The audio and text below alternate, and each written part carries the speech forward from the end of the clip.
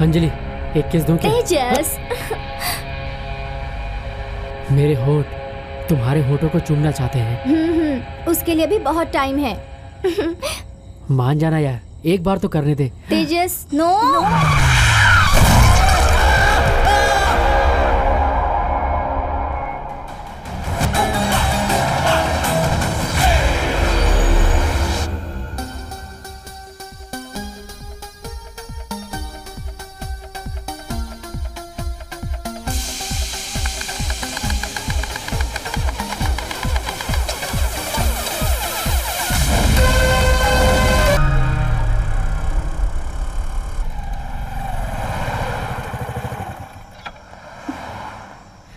दो आइसक्रीम दीजिए। जी मैडम।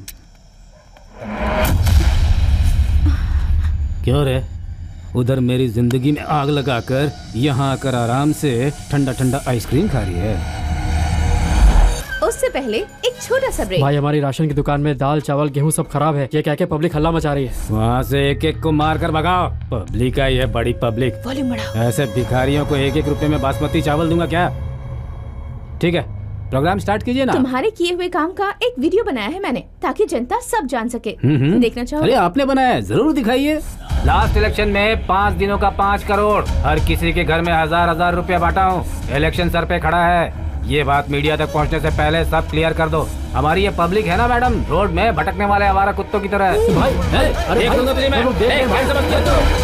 देखो, तुमने जो गलत किया वो जनता तक पहुंचाया है, बस। अच्छा, तो अब मैं तेरे कपड़े फाड़ूंगा और तेरी इज्जत बर्बाद करूंगा, ये भी तू जनता तक पहुंचाना। लाइव शो के अंदर जिस तरह से तूने मुझे नंगा करके रख दिया ना, उसी तरह से अब मैं तुझे नंगा करके छोड़ दूंगा।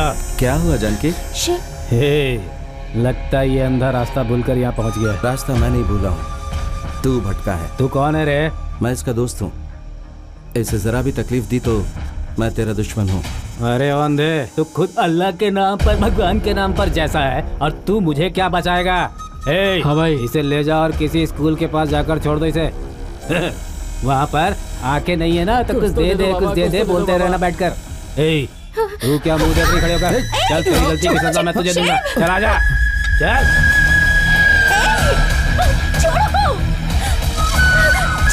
चिल्ला मत, अब तेरी लाइव फेसबुक पे डालूंगा, उसे मिस मत करना। चल, एक्सप्रेशन नहीं रहेगा। जानकी, यहाँ आगे छिपी है, लाइट नहीं है, चला जा, लाइट बाहर है। कहाँ भाग रही है? जानकी, जानकी,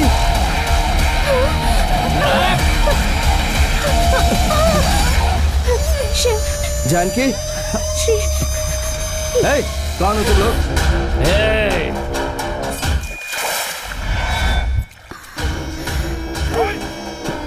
प्लीज इसे छोड़ दो सर।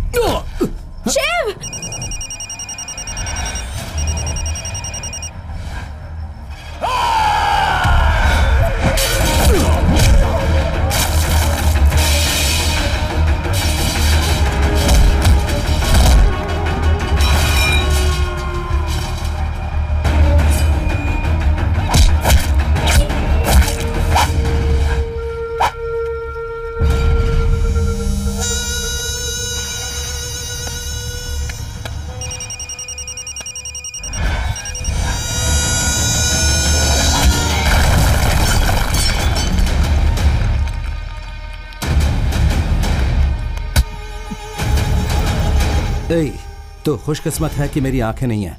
अगर होती तो तू जहां तक भागता मैं तुझे वहां तक दौड़ा दौड़ा कर मारता। शिव। नमस्ते दर्शकों, आज के इस छोटे महाराज के प्रोग्राम में मैं जानकी आप सबका स्वागत करती हूँ। आंखें ना होने के बावजूद अपने मन की आंखों से और हाथों की कलाकारी से इस रेस्टोरेंट के मालिक ने ऊंचाइयां हासिल कर ली हैं। इंडियन, जापानीज, कॉन्टिनेंटल, चाइनीज, हर देश का खाना बनाने में श्री बहुत फेमस हैं। उनके सेल्फ कॉन्फिडेंस के लिए कर्नाटका एंटरप्रेन्योर एसोसिएशन ने उन्हें सम्मानित भी किया है।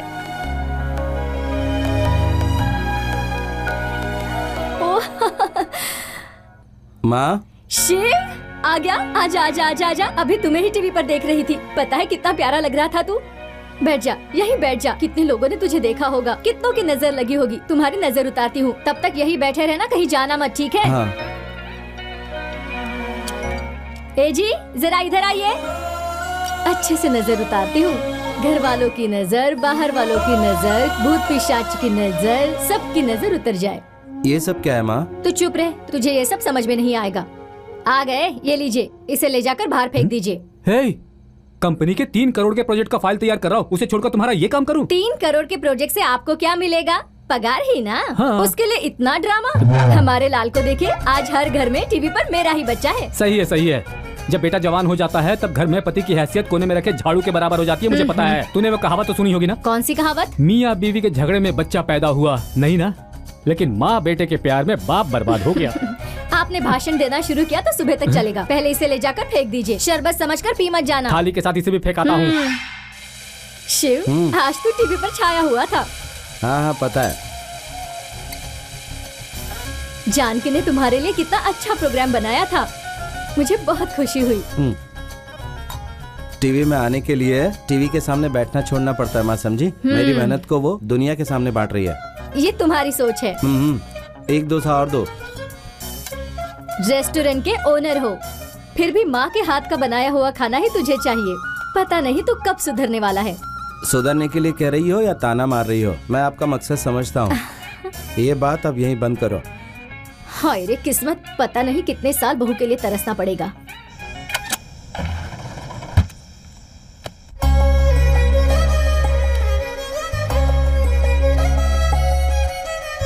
कौन?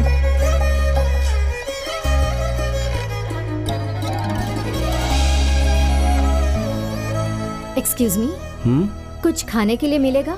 सॉरी मैडम, रेस्टोरेंट बंद हो गया है। यहाँ पास ही में कुछ बुजुर्ग लोग भूखे बैठे हैं। यहाँ आसपास मुझे कोई रेस्टोरेंट नजर नहीं आ रहा और अभी रात भी बहुत हो चुकी है। ऐसे में कहाँ जाऊँ, कुछ समझ नहीं पाई। 1 मिनट रुकिए, मैं देखकर आता हूँ।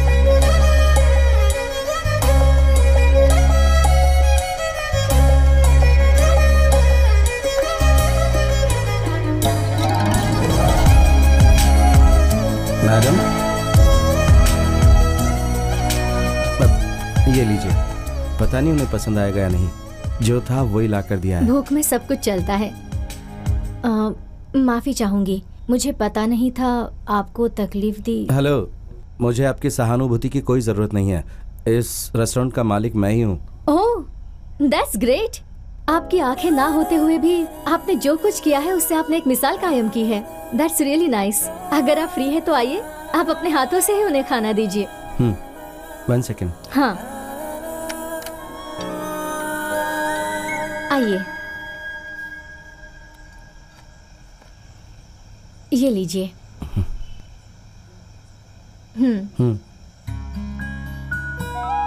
मैं अब चलता हूँ। क्या मैं आपको छोड़ दूं? नहीं नहीं, मुझे इस एरिया की गली गली पता है, मैं चला जाऊंगा। ठीक है।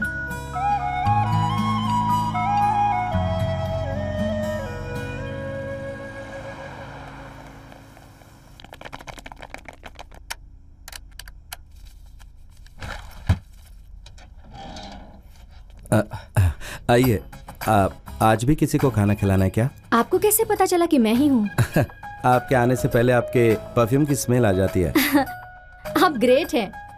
कल मैं आपके खाने के पैसे देना ही भूल गई थी, सोचा कि आज पैसे देकर आऊं। नहीं नहीं, पैसा नहीं चाहिए। अच्छे काम का जो पुण्य मेरे हिस्से आया वो भी आपके हिस्से चला जाएगा। तो फिर ठीक है, चलिए मेरे साथ चलिए, आज थोड़ा और पुण्य कमाते हैं। फिर किसी को खाना खिलाने का इरादा है? ऐसे बहुत से लोग हैं जो हमारा इंतजार करते हैं। चलिए चलते हैं। मेरा नाम नंदिनी है, यहीं पास के मॉल में क्लोथिंग डिपार्टमेंट में मैं काम करती हूँ। मेरा नाम है शिव। आप जिस रेस्टोरेंट में आई थी उसका शेफ और ओनर दोनों मैं ही हूँ। ऊपर वाले ने बस आंखें ही नहीं दी हैं। इंट्रोड्यूस के समय हाथ मिलाने के लिए आपने हाथ आगे बढ़ाया था ना? मैंने तो नहीं बढ़ाया। नहीं, आपने बढ़ाया था, मुझे पता है। आपको कैसे समझाऊं मुझे समझ में नहीं आ रहा है। चलो ऐसे ही शुरुआत करता हूँ। मेरा नाम है शिव। मेरा नाम नंदिनी है।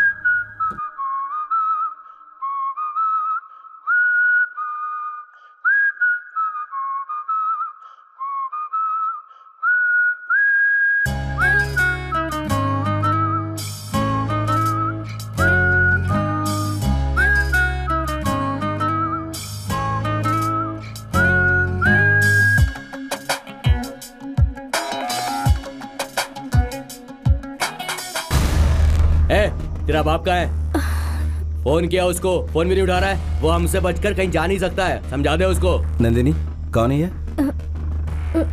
नहीं शिव, कुछ नहीं, प्लीज। नंदिनी कोई प्रॉब्लम है क्या? नहीं शिव।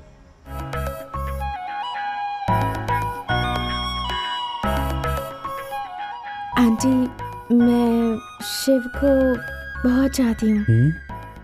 जितना हम उसे समझते हैं शायद उतना तू भी उसे समझती है। तुझसे अच्छी लड़की और कौन मिलेगी? उससे बात करके मैं मना लूंगा। शीरी, कॉल नंदिनी। कॉलिंग नंदिनी। आप जिस नंबर पर कॉल कर रहे हैं वो नंबर इस वक्त बंद है।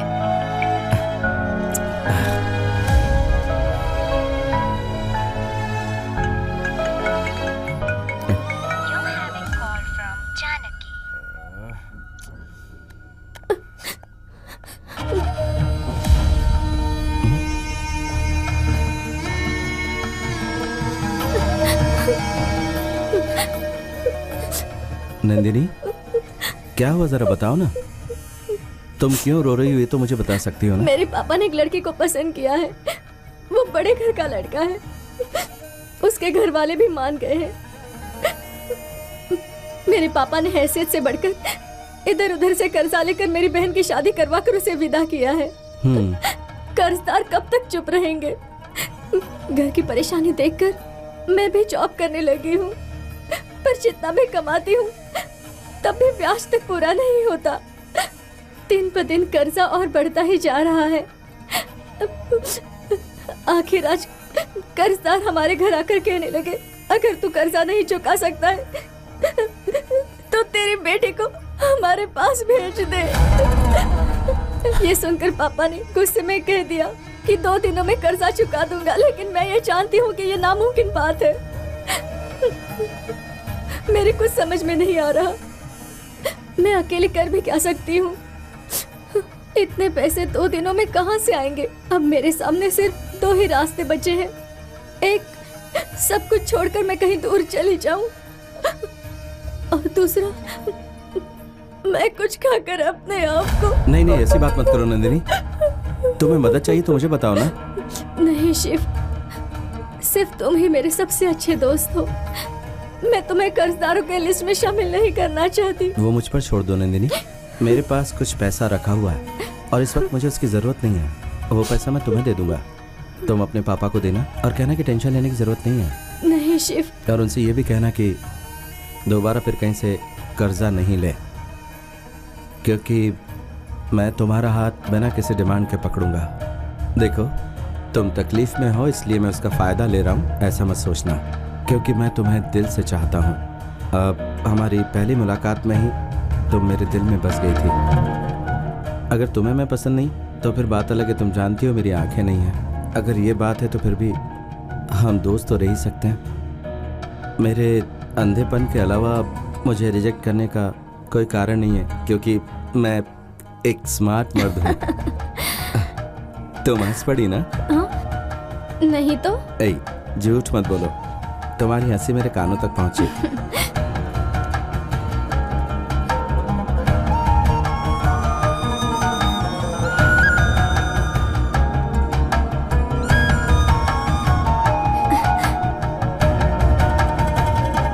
तो हाँ समझो।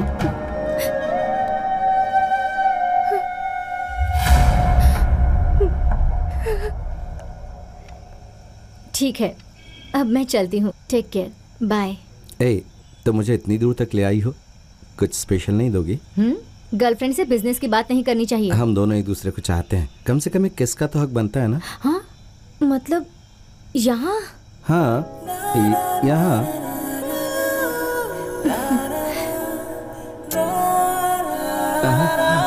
ठीक है, अब मैं चलती हूँ। हाँ। बाय। ठीक है, बाय। सुनो नंदिनी, हाँ? पापा से कहना मैंने याद किया। ठीक है, बाय।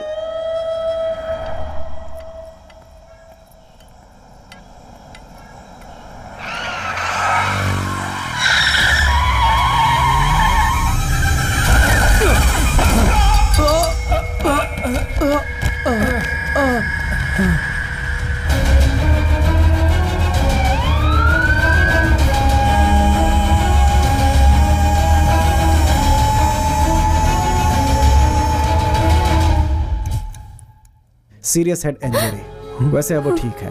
ओवरडोज मेडिसिन देने की वजह से उन्हें होश आने में थोड़ा समय लग सकता है। तब तक उन्हें आईसीयू में ही रखना पड़ेगा। He will recover soon.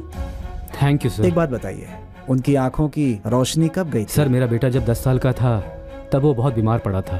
उसके बाद धीरे धीरे इसकी आंखों की रोशनी चली गई। डॉक्टर ने कहा था रेटिना डिजेनरेशन हो सकता है। बेचारा अपनी दोनों आंखें खोकर बैठ गया सर। फिर कई डॉक्टर्स को दिखाया लेकिन कोई फायदा नहीं। हम उन्हें पूरी तरह से चेक करके उनकी रोशनी वापस लाने की कोशिश करेंगे। आई स्पेशलिस्ट को बुलाता हूँ, उनके एग्जामिन के बाद ही देखता हूँ क्या हो सकता है। Okay sir.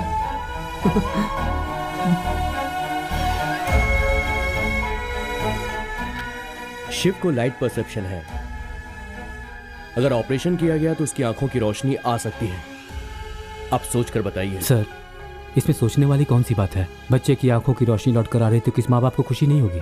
सर, खर्च की चिंता मत कीजिए, जल्द उसका ऑपरेशन कर दीजिए। ओके।